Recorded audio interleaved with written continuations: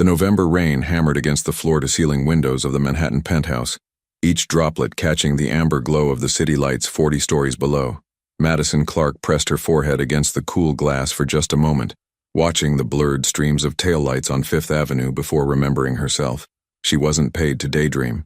She turned back to the immaculate living room, her cleaning cart positioned discreetly near the hallway. The penthouse was a study in controlled luxury, all dark woods, leather furniture, and abstract art that probably cost more than she'd earn in a lifetime. Everything had its place. Everything gleamed, and Madison made sure it stayed that way. At 28, she'd learned that invisible was safe. Invisible meant steady work, steady pay, and no questions asked. For the past 14 months, she'd cleaned this penthouse 3 times a week, Mondays, Wednesdays, and Fridays, always arriving at 2 in the afternoon, always leaving by 6. The owner, Mr. Moretti, was rarely home during her shifts. When he was, he barely acknowledged her existence beyond a curt nod. That suited Madison just fine. She adjusted the microfiber cloth in her hand and moved toward the bookshelves, her movements practiced and efficient. The living room alone was larger than the entire apartment she shared with her daughter and sister in Queens. Emma's face flashed in her mind. Those bright 7-year-old eyes, the gap-toothed smile, the way she'd hugged Madison this morning before school. "Mama, Mrs. Chen says I'm the best reader in class." Madison's chest tightened with pride even now, hours later. Everything she did, every floor she mopped, every surface she polished, every exhausted trip home on the subway, it was all for Emma. To give her daughter the childhood Madison never had. To keep her safe, fed, and far away from the kind of man Madison had finally escaped 2 years ago. The restraining order against Daniel was still active. 6 more months. She shook the thought away and focused on her work, dusting the spines of books that had probably never been read. The penthouse was always quiet, always still, like a museum after hours. But today something felt different. Madison paused, cloth suspended in midair. It was too quiet. Mr. Moretti's home office door was closed, which wasn't unusual, but she could hear his voice through the heavy wood. Low, clipped, tense in a way she'd never heard before. Madison wasn't one to eavesdrop. She'd learned early that other people's business could get you hurt. She returned to her dusting, moving methodically along the shelves. But the tone of his voice made the hair on the back of her neck stand up. She'd developed instincts over the years. Survival instincts, her sister Jenna called them. The ability to sense when a situation was about to turn dangerous, when she needed to make herself smaller, quieter, or when she needed to run. Right now, every instinct was screaming that something was wrong. Madison glanced at the office door again. Through the narrow gap at the bottom, she could see Mr. Moretti's shadow pacing back and forth. His voice rose slightly, still controlled, but edged with something sharp. "I don't care what Marco thinks he's owed. The answer is no." A pause. Then he's made his choice. The words were delivered with such cold finality that Madison's hand trembled. She forced herself to keep moving, to stay invisible, to finish this room and move to the next. "Not your business," she reminded herself. "Just do your job." She was pushing her cart toward the kitchen when her phone buzzed in her pocket. Madison pulled it out, expecting a text from Jenna about picking up Emma from school. Instead, it was from an unknown number. "This is Mrs. Chen, Emma's teacher. Emma is fine, but there was an incident at dismissal. 2 men in a black car asked the crossing guard about her. They had a photo. Security protocol activated. Emma is safe inside. Please call immediately." Madison's blood turned to ice. Her fingers were shaking so hard she nearly dropped the phone. She dialed Mrs. Chen's number, her heart hammering against her ribs. The teacher answered on the first ring. "Ms. Clark, please don't panic. Where is Emma?" Madison's voice came out strangled. "She's right here with me and Principal Rodriguez in the office. The doors are locked. The men left when our security guard approached them, but we have their license plate. The police are on their way. I'm coming right now. Ms. Clark, the police said you should stay where you are. They're sending officers to your location as well. They think this might be related to your ex-husband, Daniel." The name detonated in Madison's mind like a grenade. But Daniel was in New Jersey, 50 miles away, supposed to stay at least 500 feet from her and Emma, unless he'd violated the order, unless he'd finally decided that the law didn't matter. "I need to get my daughter. The police are being very cautious. They want to make sure you're safe first. Where are you right now?"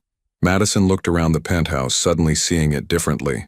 The fortress-like security downstairs, the private elevator that required a key card, the cameras, The bulletproof windows. She'd wondered about those when she first started working here. I'm at work. A residential building in Manhattan. Give me the address. I'll relay it to the officers. Madison recited the Fifth Avenue address mechanically, her mind racing. She needed to get to Emma. She needed to leave right now. But Mrs. Chen was right. If Daniel was desperate enough to approach Emma's school in broad daylight, he might be waiting for Madison somewhere between here and Queens. Ms. Clark, I promise you Emma is completely safe. We've done this before with other families. No one gets in or out without our verification. But I need you to stay calm and stay where you are until the police clear you to travel. Can you do that? Madison closed her eyes, forcing herself to breathe. Yes, I can do that. I'm going to put Emma on the phone. There was a rustling sound, and then her daughter's small voice. Mama? Baby, I'm here. Are you okay? I'm okay. Mrs. Chen let me have hot chocolate and we're playing Uno in the office. But Mama, why can't I go home with Aunt Jenna? Because Mama wants to make sure everything's extra safe first, okay? Just like we practiced. They'd done drills. What Emma should do if a stranger approached. What to do if Daddy showed up unexpectedly. Madison had hated teaching her 7-year-old daughter to be afraid, but she'd hated the alternative more. Okay, Mama. I love you. I love you too, baby. So much. The call ended, and Madison stood in the pristine kitchen, phone clutched in her hand, trying to hold herself together. She needed to think. She needed a plan. The office door opened. Madison jumped, spinning around. Mr. Moretti emerged, his phone pressed to his ear, his face a mask of controlled tension. He was younger than she'd initially thought when she first started working here, maybe late 30s with dark hair starting to gray at the temples and sharp features that might have been handsome if they weren't always so cold. He wore a charcoal suit that probably cost more than her car. His tie loosened slightly at the collar. He didn't even glance at her as he strode past, still speaking in that low, dangerous voice. Tell Santos to move the shipment up. If Marco's making his move, we need to be 3 steps ahead. Madison tried to make herself invisible, turning back to the counter she'd been about to clean. But her hands were still shaking, and her mind was spinning with fear for Emma, and she couldn't quite catch her breath. Focus. Just focus on work. The police will handle it. Emma is safe. But as she wiped down the marble countertop, her eyes caught movement through the kitchen window, the one that overlooked the building's main entrance 40 stories below. 3 black SUVs were pulling up to the curb, parking in a way that blocked the street. Men in dark coats were getting out, moving with coordinated precision. Madison's instinct screamed. She'd seen men move like that before. Not recently, but years ago, in her childhood neighborhood where territory disputes and power plays happened in broad daylight. These weren't random visitors. This was organized, purposeful, and something about the timing. Right after Mr. Moretti's tense phone call, right after he'd mentioned someone named Marco, made her stomach drop. She glanced toward the living room where Mr. Moretti was now standing at his desk, reviewing something on his laptop, seemingly unaware of what was happening below. Madison looked back down at the street. The men were entering the building now, disappearing from view beneath the overhang. It's not your business, the rational part of her brain insisted. Stay invisible, stay safe. But the other part, the part that had kept her alive through an abusive marriage, the part that had gotten her and Emma out before things turned deadly, that part was counting the men, noting the way they moved, recognizing the threat, and that part remembered Mr. Moretti's words. Then he's made his choice. Madison set down her cleaning cloth with trembling hands. She didn't know who Mr. Moretti really was. She'd never asked, never wanted to know. The generous paycheck cleared every Friday, and that was enough. But right now, watching those men enter the building with clear intent, she knew 2 things with absolute certainty. 1, something very bad was about to happen. 2, Mr. Moretti had no idea it was coming. Her phone buzzed again. Another text from the unknown number. Mrs. Chen. Police are here. Emma still safe. They're asking questions about your employer. Said to tell you, stay away from windows. Get to an interior room. Now. Madison's blood froze. They knew where she was. The police knew something was happening here, which meant she looked toward the living room again, where Mr. Moretti was now taking another call, his back to her, completely exposed to the floor-to-ceiling windows, those bulletproof windows that suddenly made terrible sense. Stay invisible. It's not your business. Think about Emma. But Emma was safe right now, surrounded by teachers and police and locked doors. And Madison was here, watching a man who didn't even know her name standing in what was about to become a very dangerous situation. She thought about the generous paychecks that had paid for Emma's new winter coat, the Christmas bonus that had covered their overdue electric bill, the way Mr. Moretti had just once asked if Madison's daughter was feeling better after she'd called in sick to stay home with a feverish Emma. He'd been stiff and awkward about it, clearly uncomfortable with personal questions, but he'd asked. And then he'd paid her anyway for the missed day. Madison made a decision that defied every survival instinct she'd honed over the years. She crossed the kitchen on silent feet, her heart thundering so loud she was sure he'd hear it. Mr. Moretti was still on the phone, his voice low and controlled. "I want confirmation within the hour." If Marcos compromised the shipment, Madison knew she had maybe seconds. The elevator required a key card, but those men looked like they had resources. And if the police were warning her to get away from windows, if they knew something was happening here, she stepped into the living room. "Mr. Moretti." He didn't even turn around, just held up one finger in a dismissive gesture that clearly meant not now. Madison's hands were shaking, but she thought about Emma, about how she'd feel if something happened to her mother because she stayed silent. She thought about the kind of person she wanted her daughter to grow up to be, someone who spoke up, someone who acted when action was needed. She stepped closer. "Mr. Moretti," she said again, louder this time, her voice cutting through his conversation. Now he turned, irritation flashing across his face. His eyes, dark, assessing, cold, fixed on her with the kind of attention that made her want to step back. She'd never been this close to him before, never interrupted him, never broken the invisible barrier between employer and employee. "I'm on a call," he said, his voice flat and hard. "They're coming," Madison whispered, the words tumbling out before she could second-guess them. "There are men downstairs. They just went into the building. The police texted me to get away from the windows to—" Mr. Moretti's expression changed instantly. The irritation vanished, replaced by something sharp and calculating. He ended his call with a single tap, his eyes never leaving Madison's face. "How many men?" "I counted 9. 3 cars. Black SUVs. They moved like—" She struggled for the right words. "Like they knew exactly what they were doing." "When?" 2 minutes ago. Maybe less." His jaw tightened. He pulled out his phone, his fingers flying across the screen, pulling up what looked like security camera feeds. Madison caught a glimpse of the lobby. Empty. The men weren't visible on the cameras. "They've looped the footage," Mr. Moretti said, more to himself than to her.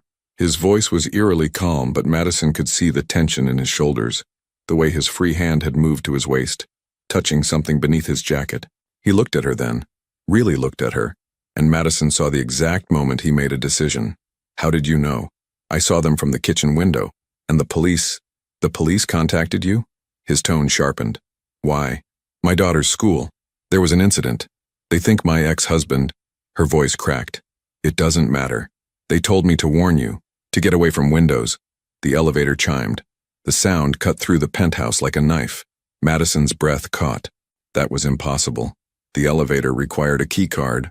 Only Mr. Moretti and building security had access to this floor, unless someone had forced their way up. Mr. Moretti moved faster than she would have thought possible. His hand closed around her wrist, not painfully but firmly, and he was pulling her across the living room toward his office. Madison stumbled, her cleaning shoes slipping on the polished floor, but he didn't slow down. "Mr. Moretti, I don't—" "Stay quiet. Move." They crossed into his office and Madison saw it. A section of the wall that didn't quite match the others. Darker wood with a subtle seam running along its edge. Mr. Moretti pressed his palm against a panel, and there was a soft beep. The wall slid open, revealing a small room beyond. A panic room. The walls were reinforced steel disguised with wood paneling. Inside was a desk with multiple computer monitors, a small refrigerator, a leather chair, and shelves stocked with supplies. The monitors were already lit, showing security feeds from every angle of the penthouse and building. On one screen, Madison could see men emerging from the stairwell. The elevator had been a distraction. They wore dark clothing and moved with military precision, spreading out through the building's corridor, heading toward the penthouse's main entrance. "Inside," Mr. Moretti said, his voice leaving no room for argument. Madison's feet wouldn't move. This was insane. She was a maid. She cleaned houses. She had a daughter waiting for her in Queens. She shouldn't be here, shouldn't be involved in whatever this was. The sound of the penthouse's front door being breached made the decision for her. It wasn't loud. No explosion, no dramatic crash. Just a quiet, professional click as the locks were bypassed, followed by the whisper of the door opening. Mr. Moretti's hand pressed against the small of her back, guiding her into the panic room with surprising gentleness. She crossed the threshold, her mind reeling, and he followed immediately. The steel door slid shut behind them with a definitive thunk, multiple locks engaging automatically. The sudden silence was deafening. Madison pressed her back against the cold wall, trying to control her breathing, trying to process what was happening. On the monitors, she could see men moving through the penthouse, 6, 7, 8 of them, fanning out professionally, checking rooms, communicating with hand signals, looking for Mr. Moretti. "Who are you?" Madison heard herself whisper. Mr. Moretti didn't answer. He was focused on the monitors, his jaw tight, his eyes tracking every movement. One hand still rested beneath his jacket, on whatever he'd touched earlier. On the main screen, one of the intruders spoke into a radio. "Target location unknown. Sweep in progress." Target. Madison's legs felt weak. She slid down the wall until she was sitting on the floor, her arms wrapped around her knees, watching the monitors in horrified fascination. These men were here for Mr. Moretti, and she'd just locked herself inside a small room with him. What had she done? "Your phone," Mr. Moretti said suddenly, still not looking at her. "Is it on you?" Madison nodded, then realized he wasn't watching. "Yes." "Turn it off, completely off. They can track signals." With shaking hands, Madison pulled out her phone. The screen showed 3 missed calls from Jenna and another text from Mrs. Chen. "Emma asking for you. Still safe. Police outside your building now. Where are you?" Madison powered down the phone, watching Emma's smiling face on her lock screen disappear into darkness. Tears burned her eyes. "My daughter," she whispered. "I need to call her back. I need to tell her I'm okay." "You can't." Mr. Moretti's voice was flat, factual. "Not until this is over. Any signal from this room compromises the location." "How long will that be?" Finally, he looked at her. In the dim light of the monitors, his face was all shadows and hard angles. But his eyes, those cold, assessing eyes, held something she hadn't expected to see. Recognition. "You saved my life," he said quietly. "You didn't have to do that." "I didn't. I just saw them. I thought you should know. Most people would have run, stayed quiet, protected themselves." He tilted his head slightly, studying her. "Why didn't you?" Madison didn't have a good answer. She thought about lying, about saying something noble, but the truth came out instead. "You paid me when my daughter was sick. Even though I didn't work that day, you could have just not paid me. But you did." Something flickered across his face. Surprise, maybe, or something harder to name. On the monitors, the intruders were getting more aggressive. One kicked open the office door, revealing the empty space. Another was checking the windows, probably wondering how their target could have vanished.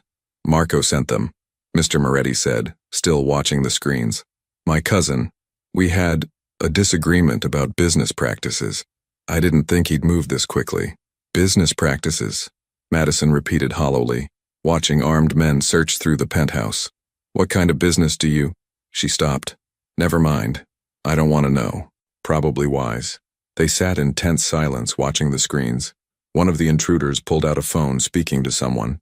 Madison couldn't hear the words, but she could see his frustration.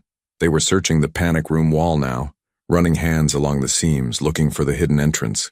"Will they find us?" Madison asked, her voice small. "Eventually. The door can withstand a lot, but they have time and resources." Mr. Moretti's expression was grim. "The question is whether my people can get here first." "Your people?" "Yes." Madison closed her eyes.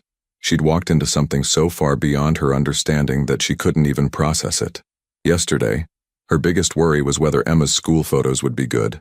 Today she was trapped in a panic room with a man who had people and cousins who sent armed men to his home. "I need to know," she said, opening her eyes. "Am I in danger? Will they hurt me if they find us?" "Mr. Rao." Moretti was quiet for a long moment. Then, "Yes, you're a witness now, and you warn me, which makes you a complication they'll want to eliminate." The brutal honesty was somehow worse than a comforting lie would have been. "My daughter is surrounded by police and teachers. She's the safest person in this entire situation." His voice softened, just barely. "What's her name?" "Emma. She's 7. She likes reading and drawing, and Madison's voice broke. She needs me. Then we'll make sure you get back to her. It should have sounded empty, a meaningless platitude. But the way he said it, with that same cold certainty he brought to everything, made Madison believe him. On the monitor, one of the intruders was setting up some kind of equipment near the panic room wall. Mr. Moretti's expression darkened. Thermal imaging. They'll confirm we're in here within minutes. Then what? Then they'll try to force the door. They'll fail, but they'll try. He finally looked away from the monitors, turning his full attention to her. I need to know, Madison. Can I trust you? It was the first time he'd ever used her name. She hadn't even been sure he knew it. Trust me with what? With the truth. With staying calm. With doing exactly what I say when I say it, no questions asked. His eyes held hers. Because in about 3 minutes, this situation is going to get significantly worse before it gets better. And I need to know if you're going to panic or if you're going to help me keep us both alive. Madison thought about Emma, about the life she'd built from nothing after leaving Daniel, about every time she'd been afraid and done it anyway. I don't panic, she said, steadier than she felt. I survive. That's what I do. Mr. Moretti's mouth curved. Not quite a smile, but close. Good, because you just became the most important person in my operation. I'm a maid. No, he said, already turning back to the monitors, his fingers flying across a keyboard. You're the woman who saw what no one else did, who acted when everyone else would have frozen, who's about to help me turn the tables on my dear cousin Marco. On the screen, the thermal equipment beeped, and one of the intruders smiled triumphantly, pointing at the wall. Mr. Moretti's phone, different from the one he'd been using earlier, pulled from a hidden compartment in the desk, buzzed with an incoming encrypted message. His expression changed as he read it. What? Madison asked, her heart sinking at his look. My people can't get here. Marco's blocked every access point within a 4-block radius. We're on our own for at least another 30 minutes. 30 minutes. Unless I can give him a reason to call them off. Mr. Moretti's fingers were already moving, typing rapidly. Marco thinks he has me trapped, thinks this is checkmate, but he's forgotten something crucial. What's that? Mr. Moretti looked at her, and for the first time, there was something almost like warmth in those cold eyes. He's forgotten that I don't lose. The first impact against the panic room door made Madison jump. It was testing, not serious yet, but it sent vibrations through the steel walls. Mr. Moretti didn't even flinch. He was already on a video call with someone. Madison could see multiple faces on the screen, all wearing similar expressions of controlled urgency. Gentlemen, Mr. Moretti said calmly, we have a situation, but we also have an opportunity. Madison pressed herself against the wall, watching the monitors, counting the men outside and wondering what she'd unleashed when she'd whispered those 3 simple words. They're coming. Whatever happened next, she realized with crystal clarity, her life would never be the same. The second impact on the door was harder, more purposeful, and in the small, reinforced room, Madison Clark and Vincent Moretti prepared for whatever came next. Together, the panic room was smaller than Madison had initially thought, maybe 12 feet by 10, with walls of reinforced steel disguised behind elegant wood paneling. The air was climate-controlled but felt heavy, compressed, like the atmosphere before a storm. Every surface hummed with barely perceptible energy from the electronics, keeping them connected to the outside world. Madison sat on the floor, her back against the wall, watching Vincent Moretti command the room with the same quiet authority he probably brought to everything in his life. He'd been on that video call for 7 minutes now, speaking in low, clipped sentences that revealed nothing and everything at once. Marco's made his position clear, Vincent said to the faces on his screen, but he's exposed himself in the process. I want every transaction traced, every communication logged. When this is over, I want documentation of every law he's broken. One of the men on the screen, older, with steel-gray hair and tired eyes, leaned forward. Vincent, with respect, we need to focus on getting you out of there. Marco's crew isn't going to wait forever. Let them wait. They can't breach this door without equipment they don't have, which means Marco is counting on me to panic, to make a mistake. Vincent's jaw tightened. I don't make mistakes, Santos. You know that. And the woman with you? Vincent's eyes flickered to Madison, just for a second. Is under my protection. Make sure that's understood by everyone. Anyone who touches her answers to me personally. The weight of those words settled over Madison like a blanket, both comforting and terrifying. She didn't fully understand what under my protection meant in Vincent's world, but the gravity in his voice made it clear it was significant. Another impact resonated through the door. Madison flinched, despite herself. "They're getting impatient," Santos observed. "Good. Impatient people make mistakes." Vincent typed something quickly on his keyboard. "I'm sending you Madison's daughter's location. Emma Clark, 7 years old, currently at PS 118 in Queens with police protection. I want our people providing additional security." Discreetly. Madison's head snapped up. "What? Why?"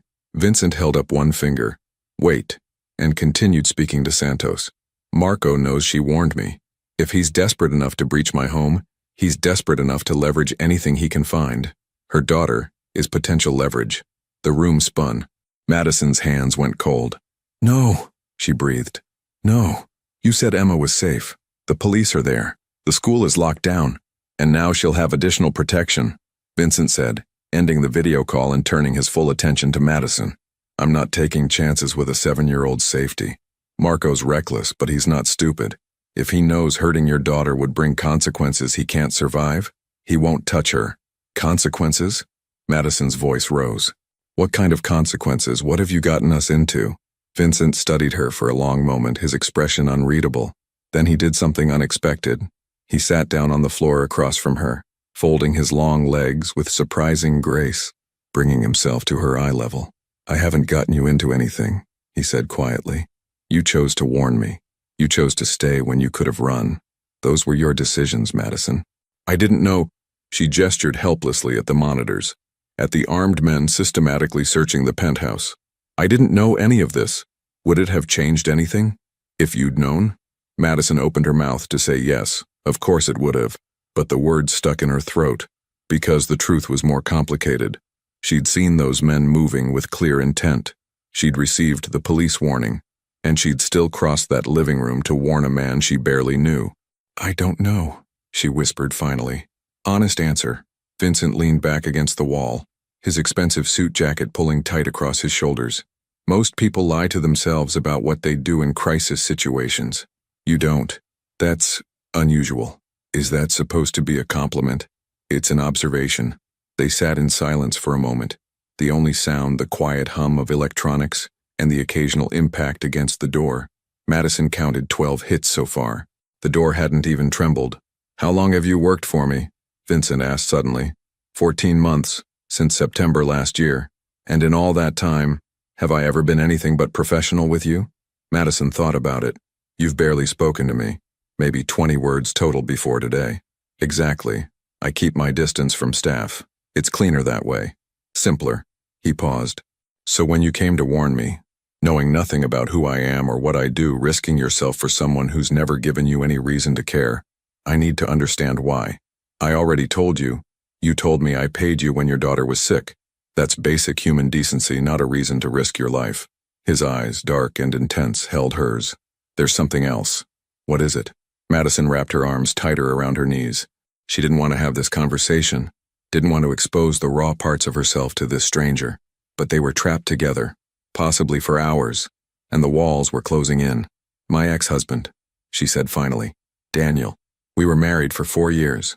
He was charming at first, attentive, then controlling, then..." She stopped, swallowing hard. "Things got bad, really bad. And I stayed because I was afraid, because I didn't have anywhere to go, because he convinced me I was nothing without him." Vincent listened without interrupting, his expression carefully neutral. "One night, when Emma was 5, he came home angry about something at work, started yelling, throwing things.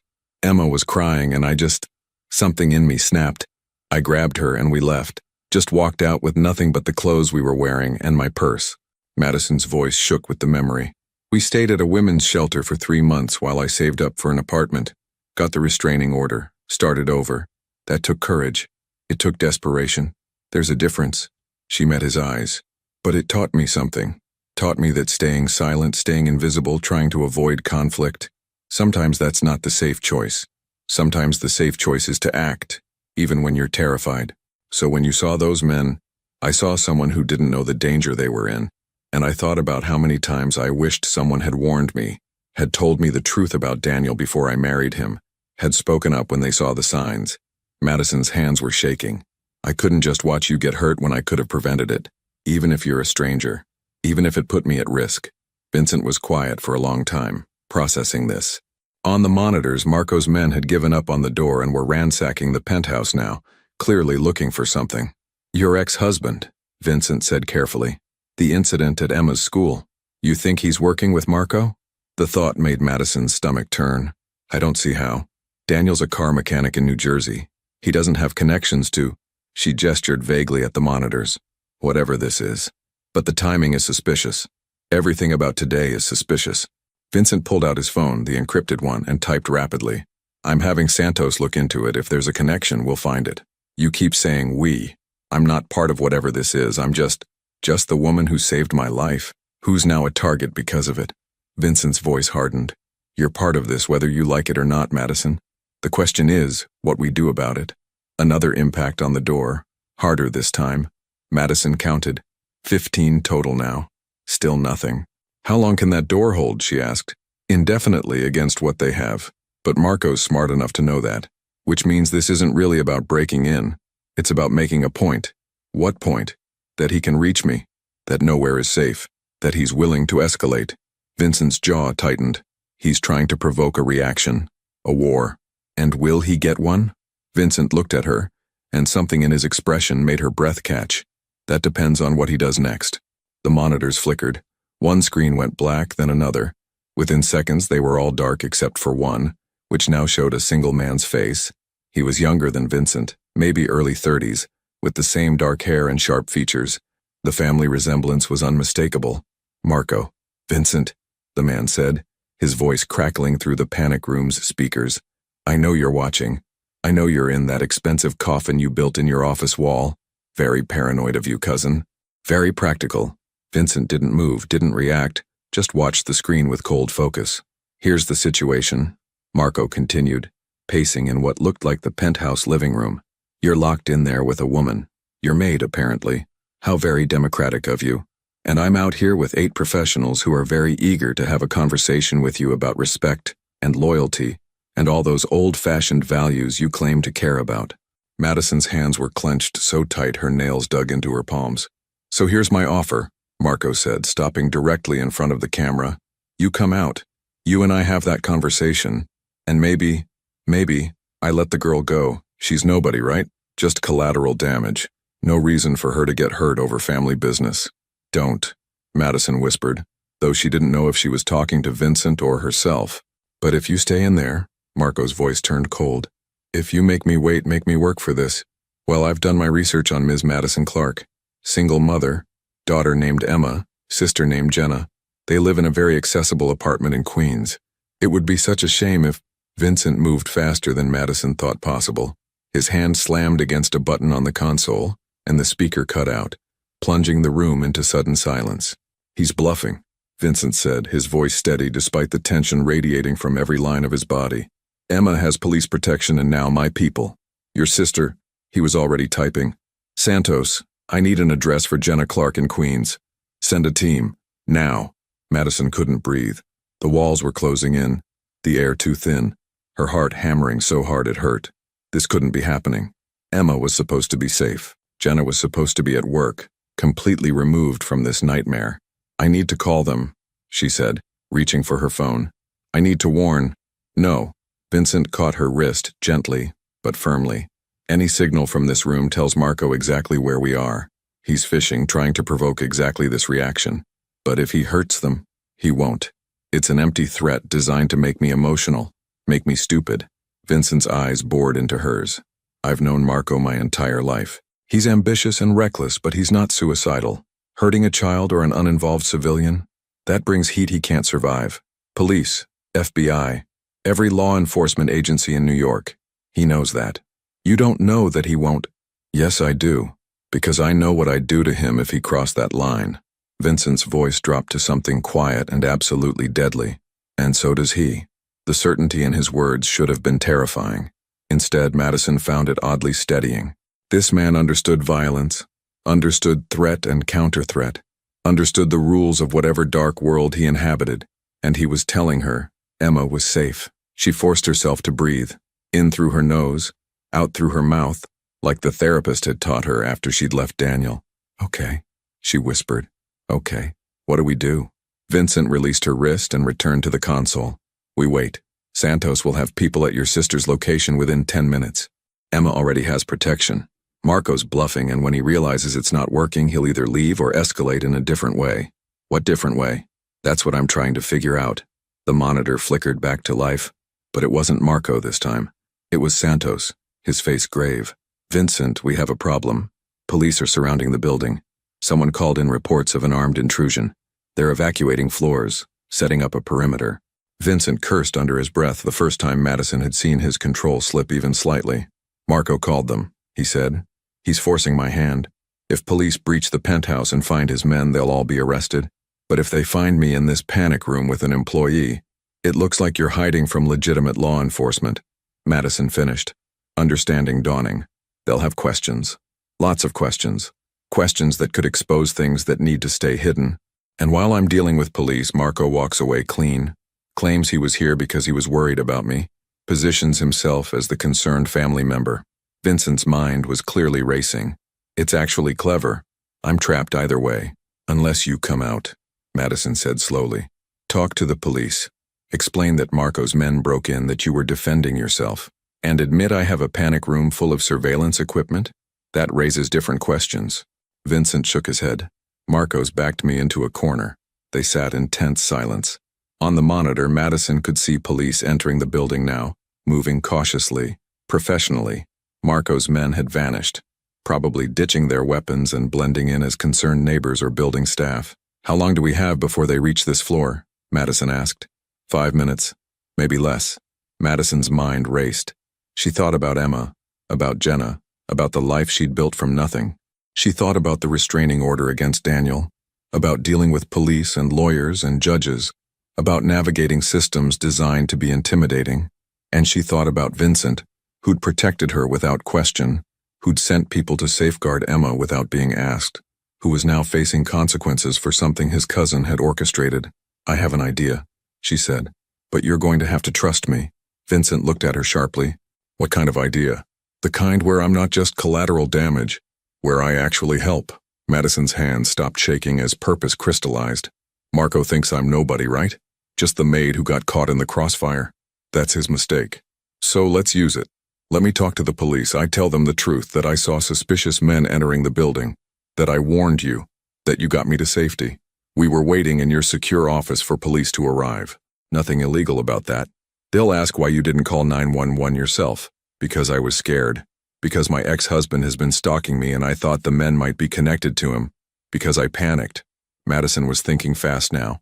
The police already know about Daniel, about the incident at Emma's school. That's documented. It gives me credible reason to be frightened, to seek help from my employer rather than handling it alone.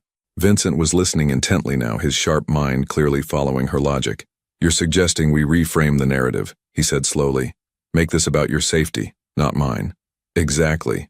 A scared single mother who saw something suspicious and told her boss. You, being a responsible employer and decent human being, made sure I was safe and called the authorities. By the time they arrived, the suspicious men had vanished. Maybe they were really after me. Maybe they were looking for someone else in the building. Either way, you did nothing wrong. And the panic room is a secure office. Lots of wealthy people have them in Manhattan, for protection during break-ins, fires, emergencies. Nothing illegal about safety precautions. Madison met his eyes. Is there? Anything in here that can't be explained as legitimate security measures? Vincent considered this, his gaze sweeping the room. The surveillance equipment could raise questions, but nothing that can't be justified. No weapons, no contraband. Nothing that directly connects to other business interests. Then we're clean. We're just two people who had a scary afternoon and did the smart thing by waiting for help. Marco will know what we're doing. Let him. He can't prove otherwise without admitting his men were here to do harm, which means admitting to conspiracy, breaking and entering, attempted assault. Madison felt something like satisfaction curl in her chest. He's trapped just like you were, except our trap is legal. Vincent stared at her for a long moment, something like admiration flickering across his face. You're not just a survivor, he said quietly. You're strategic. You think 3 moves ahead. You learn to. When you're trying to outsmart someone who's stronger and meaner than you. Madison's voice hardened. Daniel taught me to find the angles, to turn his advantages into weaknesses. Marco's done the same thing. He thinks he's cornered you, but really he's exposed himself. Ms. Clark, Vincent said, and despite the situation, there was the ghost of a smile on his lips. I believe I've been dramatically underestimating you. Most people do. It's useful. A knock echoed through the door. Not an impact this time, but an actual knock. NYPD, anyone in there, please respond. Vincent and Madison exchanged a look. This was it. Remember, Vincent said quietly, you're scared, you're confused, you just wanted to be safe. Let me handle any questions about security or the building. You focus on Emma and Daniel. Can you do that? I've been playing scared and confused for years, Madison said, standing up. I'm very good at it. Vincent stood as well, straightening his jacket, settling his expression into something concerned but calm. A man who'd had a difficult afternoon, but remained in control. He pressed a button on the console, and the steel door began to slide open with a quiet hiss. Just remember, he said, just before the door fully opened, whatever happens next, you're under my protection. That's not negotiable. Madison nodded, trying to ignore the way her heart raced at those words, at the promise and threat they contained. The door opened to reveal two police officers, hands on their weapons, but not drawn, eyes scanning the room with professional caution. Sir, ma'am, are you all right? Vincent stepped forward, positioning himself slightly in front of Madison in a gesture that could have been protective or territorial or both. Officers, thank God. We've been monitoring the situation from here. Ms. Clark saw suspicious individuals entering the building and alerted me. Given recent concerns about her safety, she has an active restraining order against her ex-husband.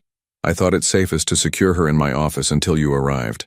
The officer's eyes shifted to Madison. Ma'am, is this accurate? Madison let her carefully controlled composure crack just enough. Let the real fear of the last hour bleed through. Yes, I was so scared. I thought they might be connected to my ex. I didn't know what to do, so I told Mr. Moretti, and he made sure I was safe. Her voice broke slightly on the last word, and she saw the officer's expression soften. Did you see these men clearly? Can you describe them? Madison let herself hesitate, let herself seem overwhelmed. There were several, maybe 8 or 9. Dark clothes. They moved very purposefully, like they knew exactly where they were going. It scared me. And you, sir? The officer turned to Vincent. Did you see them? Only on security monitors. By the time Ms. Clark alerted me, they were already in the building. I made the decision to secure us both rather than confront unknown individuals. Building security should have footage. The officer spoke into his radio, requesting the security feeds. Vincent's expression didn't change, but Madison saw his hand flex slightly, the only tell that he was aware the footage had been compromised. Another officer appeared in the doorway. Sir, we found evidence of tampering with the main door lock. Someone definitely gained unauthorized entry, but the building's security footage has gaps. Looks like it was professionally disrupted. That's concerning, Vincent said, his voice grave. I'll need to speak with building management about upgrading our systems.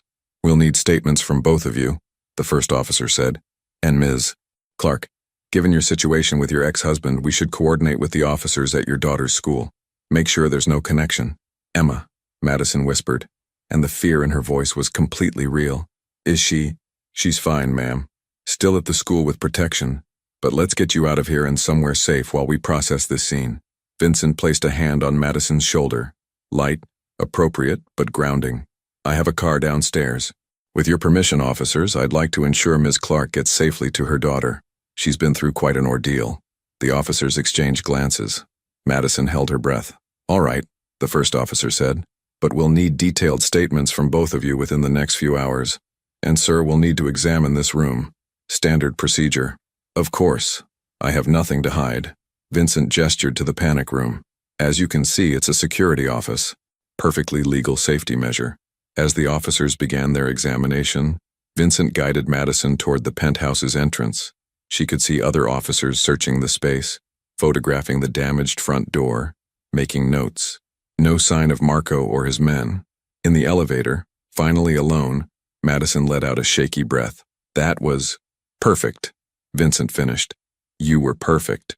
Scared but coherent, vulnerable but believable. He looked at her with something that might have been respect. Where did you learn to lie that convincingly? I wasn't lying, I was terrified. But you channeled it, used it. That's a skill most people don't have. The elevator descended smoothly toward the lobby. Madison watched the floor numbers tick down, her mind racing ahead to Emma, to Jenna, to what came next. What happens now? She asked quietly. Now, Vincent said, we get you to your daughter. We make sure your family is secure, and then… He paused, his jaw tightening. Then I deal with Marco, but that's not your concern. He threatened Emma. He made it my concern. Which is exactly why you need to stay out of it.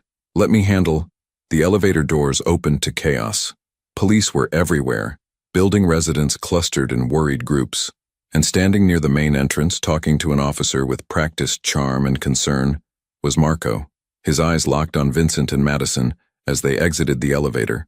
The smile he gave them was poisonous. Vincent, thank God you're safe. When I heard there was an incident, I came right away.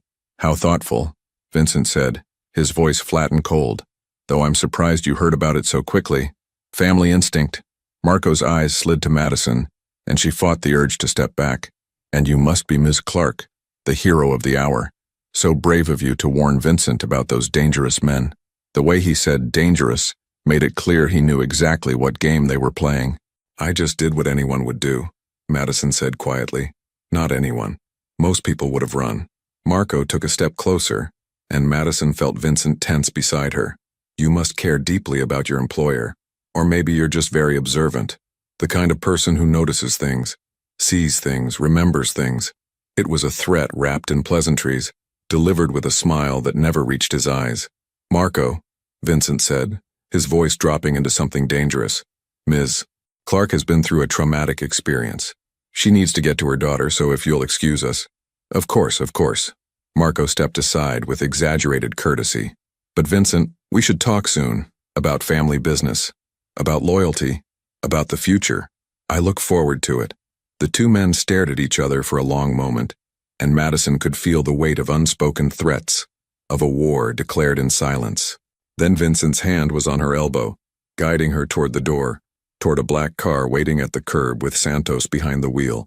As they drove away, Madison looked back to see Marco still standing there, watching them, his expression no longer charming, just cold, and absolutely murderous.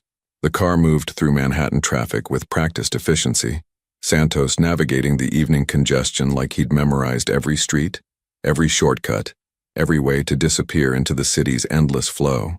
Madison sat in the back seat next to Vincent, her hands clasped tightly in her lap, watching the city blur past through tinted windows. Her phone, powered back on the moment they'd left the building, had exploded with messages. 17 from Jenna, 9 from Mrs. Chen, 3 from numbers she didn't recognize, and 1 voicemail from Detective Rodriguez of the NYPD, requesting she call back immediately. Emma first, Vincent said, as if reading her mind. Everything else can wait. Madison nodded, her throat tight. She dialed Mrs. Chen's number with shaking fingers. The teacher answered before the first ring finished. Ms. Clark, where have you been? We've been trying to reach you for over an hour. I'm sorry. I'm so sorry. There was a situation at work. I couldn't use my phone. Is Emma? She's right here. She's fine. Just worried about you. Hold on. A rustling sound. Then Emma's small voice. Mama? Madison's eyes burned. Hey, baby. I'm okay. I'm on my way to you right now. The police said there were bad people at your work, like the bad people at my school. Emma's voice wavered. Were they Daddy's friends? Madison's heart clenched. She glanced at Vincent, who was staring out the window, giving her privacy but clearly listening. I don't know, sweetheart, but the police are figuring it out. And you're safe, and I'm safe, and we're going to be together very soon. Can we go home after? I want to sleep in my own bed. Madison looked at Vincent questioningly. He shook his head slightly. No. Actually, baby, I thought we might have a sleepover adventure tonight, somewhere new and fun. Would that be okay? Like a hotel? Emma's voice brightened slightly. With a pool? Maybe. We'll see what we can find. They talked for a few more minutes, Emma describing her afternoon with Mrs. Chen in meticulous 7-year-old detail. The hot chocolate, the Uno games, the police officer who'd shown her his badge. Madison listened, letting her daughter's voice ground her, remind her what mattered. When the call ended, Vincent was still looking out the window. Thank you, Madison said quietly. For Emma, for sending your people. Santos confirmed your sister is secure as well. 2 of my men are watching her apartment, keeping distance but maintaining coverage. Vincent finally turned to look at her, You can't go home, Madison, not tonight. Probably not for several days. I know. She did know. Had known it the moment Marco looked at her in that lobby. He knows where I live. Worse, he knows you're important to me now. That makes you valuable, either as leverage or as a target. Vincent's expression was grim. I have a place in Brooklyn, safe house, completely secure, off any records that could be traced back to me. You and Emma will stay there until this is resolved. What about Jenna? If she wants protection, we can arrange it. But honestly, she's safer maintaining her normal routine. Marco has no reason to connect her to any of this unless you're with her. Vincent paused. Your sister doesn't know what I do, does she? She knows you pay well and the work is legitimate. That's all I ever told her. Keep it that way. The less she knows, the safer she is. Madison stared at her hands. 24 hours ago, her biggest concern had been whether she could afford new shoes for Emma before winter really set in. Now she was discussing safe houses and protection details and keeping her sister in the dark. How did this become my life? She whispered. You made a choice. A brave one. But choices have consequences. Vincent's voice wasn't unkind, just honest. The question is what you do next. What do you mean? Marco saw you today. He knows you're more than just a maid who happened to be in the wrong place. You're quick-thinking, observant, and you don't panic under pressure. That makes you either an asset or a liability depending on how this plays out. I don't want to be either. I just want my daughter safe. Then help me end this quickly. Vincent leaned forward slightly. Marco's planning something. Today was a test, a message, but his real move is coming, and I need to be 3 steps ahead of him when it does. How am I supposed to help with that? I don't know anything about your world. You know the Riverside warehouse. Madison froze. She'd mentioned it in the panic room, barely thinking, just recognizing the location Marco's men had mentioned on the monitors. I used to clean offices there, she said slowly. Years ago, before Emma was born. It's a shipping facility near the waterfront. Marco's using it to hold someone. My accountant, the only person besides me who knows where certain financial records are kept. Records that prove Marco's been skimming from family operations for months. Vincent's jaw tightened. If Marco gets those account numbers, he can drain everything. Leave me powerless. Take over completely. So get there first. You have people, resources. I have people Marco knows, people he's expecting. Any move I make will be anticipated. Vincent's eyes locked on hers. But you're not expected. You're a civilian, a victim of circumstance. No one's watching you. Understanding dawned slowly, horribly. You want me to help you break into a warehouse to rescue your accountant. I want you to tell me everything you remember about the layout, security patterns, weaknesses. And yes, if you're willing, I'd like you to be part of the operation. Not in danger, he added quickly, seeing her expression, but close enough to provide real-time guidance. Madison laughed, a sharp, disbelieving sound. You're insane. I have a 7-year-old daughter. You can't protect her if Marco wins. Vincent's voice was quiet but absolute. If he takes over, if he gets those accounts, he'll have resources and motivation to tie up every loose end, including you. Including Emma eventually when she's old enough to remember today and potentially testify about what she saw. She didn't see anything. She saw men at her school asking about her. She knows something happened. And Marco's not the kind of man who takes chances with witnesses. Vincent let that sink in. But if I stop him now definitively, with proof of his betrayal that satisfies the family council, then this ends. You go back to your life. Emma grows up safe. No one bothers you again. And if something goes wrong, if I get hurt or worse, then Emma goes to your sister with a trust fund that ensures she never wants for anything. College, housing, everything paid for until she's 30. Vincent pulled out his phone, showed her a document already prepared. I had my lawyer draft it while we were in the panic room, just in case. Madison stared at the legal document, at the numbers that made her dizzy. He'd planned for her death, had considered it carefully enough to provide for Emma. You're really asking me to do this. I'm asking you to save both our lives. And yes, I'm asking you to take a risk. But you've been taking risks since the moment you warned me. Vincent's expression softened slightly. I won't force you, Madison. If you say no, I'll still protect you and Emma as best I can. But my best might not be enough if Marco gets those accounts. The car was slowing now, approaching Emma's school. Madison could see police cars still parked outside, officers maintaining a perimeter. Somewhere in that building was her daughter, waiting, trusting that her mother would keep her safe.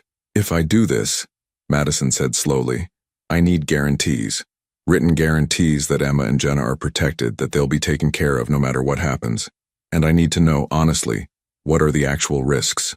Honestly, if everything goes according to plan, you'll never be in direct danger. You'll be in a vehicle with Santos providing information via radio. The actual entry team will be my most trusted people. And if things don't go according to plan, then I'll get you out first. Before anyone else. Before the accountant. Before anything else. Vincent's voice was iron. That's not negotiable. You're not expendable, Madison. He stopped, seeming to search for words. You're important. The way he said it made something flutter in Madison's chest. Something complicated and dangerous that she had no business feeling. I need to see Emma first, she said. Need to make sure she's really okay. And I need to think about this. Of course. Santos pulled up to the school's main entrance. An officer approached, checked their IDs, and escorted them inside. The building was mostly empty now, just a few staff members and the police presence. Mrs. Chen met them in the main hallway, her kind face creased with worry. Ms. Clark, I'm so glad you're safe. Emma's been so brave, but she's exhausted. Poor thing. Thank you for everything you've done today. Of course. She's in the principal's office with... Mrs. Chen glanced at Vincent, clearly wondering who he was. This is my employer, Vincent Moretti. He made sure I got here safely. Vincent offered his hand with perfect courtesy. Mrs. Chen, thank you for protecting Emma. I know this has been an extremely difficult situation. The teacher shook his hand, still assessing him with the particular wariness of someone who'd seen too many charming men turn out to be dangerous. Mr. Moretti, Madison's never mentioned you before. I prefer to keep a low profile, but I assure you, I have only Ms. Clark's and Emma's best interests in mind. Mrs. Chen didn't look entirely convinced, but she led them to the principal's office anyway. Emma was curled up in a chair that was too big for her, clutching a stuffed rabbit that the school kept for emergencies. When she saw Madison, her face crumpled. Mama. Madison crossed the room in 3 strides and scooped her daughter into her arms, breathing in the familiar scent of Emma's strawberry shampoo and the laundry detergent they used. Emma was real, solid, safe. Nothing else mattered. I've got you, baby. I've got you. Emma clung to her, small body shaking with the tears she'd been holding back. They stayed like that for long minutes while Vincent spoke quietly with the principal and Mrs. Chen, arranging for Emma's things, handling logistics that Madison couldn't focus on right now. When Emma finally pulled back, her eyes were red but curious. She looked at Vincent, who'd kept a respectful distance. Are you Mama's boss? Emma asked in that direct way children have. Vincent crouched down to her level, a gesture that surprised Madison with its thoughtfulness. I am. Your mother works very hard, and she's very good at her job. She works a lot, Emma said, a hint of resentment creeping in. Sometimes she's too tired to play. I know, and I'm going to make sure that changes. In fact, Vincent glanced at Madison for permission, which she gave with a small nod. I'm going to make sure you and your mom get to spend more time together, starting with tonight. How would you feel about staying somewhere new, somewhere safe and comfortable? Like a hotel? Emma's eyes brightened. Mama said maybe there's a pool. I can definitely arrange for a pool. Vincent's mouth quirked. Not quite a smile, but close. And room service. Have you ever had room service? Emma shook her head, fascinated now. It's when they bring you food right to your room. Whatever you want. Pizza, ice cream, chicken nuggets. Really? Really? Madison watched this interaction with a mixture of emotions she couldn't name. Vincent Moretti, who commanded criminals and ran an organization she didn't want to think about too carefully, was charming her 7-year-old daughter with promises of room service. And Emma, who'd been wary of every man since Daniel, was actually smiling at him. Mr. Moretti, the principal interrupted gently, the detective is here to speak with Ms. Clark. Detective Rodriguez was a woman in her 40s with sharp eyes and an air of competence. She took Madison's statement about the events at the penthouse, asking careful questions that Madison answered with the same mixture of truth and strategic omission she'd used with the officers earlier. Yes, she'd seen suspicious men entering the building. Yes, she'd warned Mr. Moretti. Yes, she'd been frightened. No, she didn't know if there was a connection to Daniel. The detective made notes, her expression neutral. We're looking into it. Your ex-husband's current whereabouts are being verified. In the meantime, I'd recommend you don't stay at your apartment, just as a precaution. Mr. Moretti has offered to arrange alternative accommodation, Madison said carefully. Is that acceptable? As long as you provide us with contact information and remain available for follow-up questions, that's fine. The detective closed her notebook. Ms. Clark, I want to be clear. If you feel unsafe for any reason, if anyone threatens you or your daughter, you contact me immediately. Day or night. Understood? Madison took the business card, recognizing the underlying message. The detective was watching, was paying attention, was ready to step in if needed. Understood. Thank you. An hour later, they were in the car again, Emma dozing against Madison's shoulder as Santos drove them through Brooklyn. The sun had set completely now. The city lit up in thousands of artificial lights that turned the night into something almost beautiful. Vincent sat in the front passenger seat, giving Madison and Emma space, making quiet calls that arranged their accommodation. Madison listened with half an ear, piecing together fragments of information. A safe house in Park Slope, 3 bedrooms, fully furnished, groceries being delivered, security team stationed nearby but out of sight. Everything Emma might need, toys, books, clothes in her size being provided. The efficiency was almost frightening. They pulled up to a brownstone on a quiet, tree-lined street that looked like something from a magazine. Warm light glowed from the windows. The front steps were swept clean. It looked like a home, not a hiding place. "This is a safe house?" Madison whispered, carefully maneuvering a sleeping Emma out of the car. "Safe doesn't mean uncomfortable," Vincent said, unlocking the front door. "I'll show you around."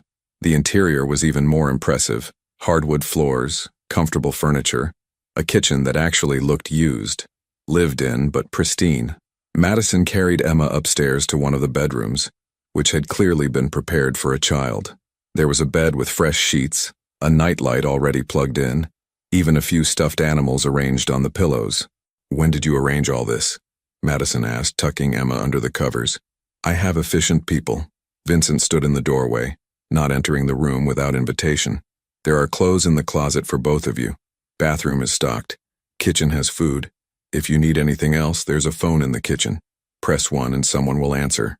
Madison smoothed Emma's hair back, watching her daughter sleep with the abandon only children can manage. Then she stood, crossing to the doorway where Vincent waited. "We need to talk," she said quietly. "About the warehouse. About what you're really asking me to do." "All right." They went downstairs to the living room. Santos had disappeared. "On patrol," Vincent explained, maintaining the security perimeter. It was just the 2 of them in the warm, quiet house. Vincent poured them both whiskey from a decanter without asking if she wanted any. Madison took the glass, grateful for something to do with her hands. "Tell me everything," she said. "No more half-truths or strategic omissions. If you want my help, I need to know exactly what I'm dealing with." Vincent settled into a chair across from her, his expensive suit somehow still immaculate despite the day they'd had. He took a long drink, then began. "My family's been in New York for 4 generations. Started with my great-grandfather during Prohibition. Shipping, distribution, protection services. Over the years we've evolved, diversified into legitimate businesses while maintaining certain traditional operations." He met her eyes. "I won't insult you by pretending we're completely legal, but I will tell you that I've spent the last 5 years trying to move us further toward legitimacy. Clean money, legal enterprises, a future that doesn't end with prison or worse. And Marco doesn't agree with that direction. Marco thinks I'm weak, that I've forgotten where we came from, what made us powerful. He wants to expand the old operations, take more risks, be more aggressive." Vincent's jaw tightened. He's been skimming from our accounts to fund his own operations on the side, building his own power base, planning to take over. "Can't you just remove him? You're in charge, aren't you? It's not that simple. We have rules, traditions. I can't act against family without proof and without the council's approval. Otherwise, I look like a tyrant and the others will turn on me." He leaned forward. "That's why I need the accountant. He has documentation of every transaction, every theft. Hard evidence that even Marco can't deny. And the warehouse is where Marco's holding him. We intercepted communications this evening. The accountant's being kept there until Marco can force him to give up the account numbers." Vincent pulled out his phone, showing Madison a blueprint. "This is the building. 3 floors, mostly storage and processing. Security is minimal during night hours, just a few guards. Marco's counting on secrecy more than force." Madison studied the blueprint, memory stirring. "I worked on the 2nd floor, office cleaning. The layout's changed slightly, but the basic structure is the same." "What do you remember about security?" Back then it was mostly cameras and a night watchman who did rounds every hour. There were blind spots in the stairwells and near the loading docks. The ventilation system was old and loud. You could hear it throughout the building, which meant you could also move around without worrying too much about noise. Vincent was making notes on his phone. What about entry points? Main entrance, obviously. Loading dock on the east side. But there was also a service entrance on the north side that the cleaning staff used. Just a regular door with a standard lock. It led directly to the stairwell. Is it still there? I don't know. But if the building hasn't been completely renovated, probably. That kind of infrastructure doesn't usually change. They spent the next hour going over every detail Madison could remember. She sketched layouts from memory, marked where she remembered cameras, described the schedule of the cleaning crews. It came back in fragments. The smell of industrial cleaner, the echo of footsteps in empty corridors, the particular squeak of the door on the second-floor bathroom. Small details that might not matter, or might be exactly what Vincent needed. This is good, he said finally, reviewing her notes. Really good. With this information we can plan an entry that avoids most of the security, gets in and out quickly. When? Tomorrow night. Marco won't expect us to move this fast. He thinks I'm still processing today's attack, still off balance. Vincent's expression hardened. He's wrong. Madison set down her whiskey glass. And what do you need from me? Tomorrow night, specifically. I need you here, with Santos, monitoring radio communications. If anything goes wrong, if the layout's changed, if my team needs real-time information about the building, you provide it. That's all. That's all? I thought you wanted me to be part of the operation. You will be. Just safely. From a distance. Vincent stood, crossing to stand in front of her. I meant what I said, Madison. You're not expendable. I'm not putting you in direct danger. But you're going in yourself. It's my accountant. My operation. My responsibility. Madison stood as well, bringing them nearly face to face. She had to tilt her head back to meet his eyes, aware suddenly of how tall he was, how close they were standing. Why did you really bring me here? She asked quietly. You could have put me in any safe house, kept me completely separate from all of this, but instead, you're involving me, asking for my help. Why? Vincent was quiet for a long moment, his dark eyes searching her face. Because you're the first person in a very long time who did something for me without wanting anything in return. You warned me knowing it could put you at risk. You stayed in that panic room when you could have demanded I let you out. You backed up my story to the police without hesitation. He reached out, his hand hovering near her face but not quite touching. Because when I look at you, I see someone who understands what it means to survive, to fight, to protect what matters. Vincent, and because Marco made a mistake when he threatened your daughter, he made this personal, and now I'm making sure he regrets it. The intensity in his voice, in his eyes, made Madison's breath catch. This was dangerous. Not the kind of danger Marco represented, but something deeper, more complicated. I should check on Emma, she said, stepping back. Of course. Vincent's expression shuddered, becoming unreadable again. I'll be here for a few more hours coordinating tomorrow's operation. If you need anything, just ask. Madison nodded and headed upstairs, her heart racing. In Emma's room, she sat on the edge of the bed, watching her daughter sleep in this strange, safe place.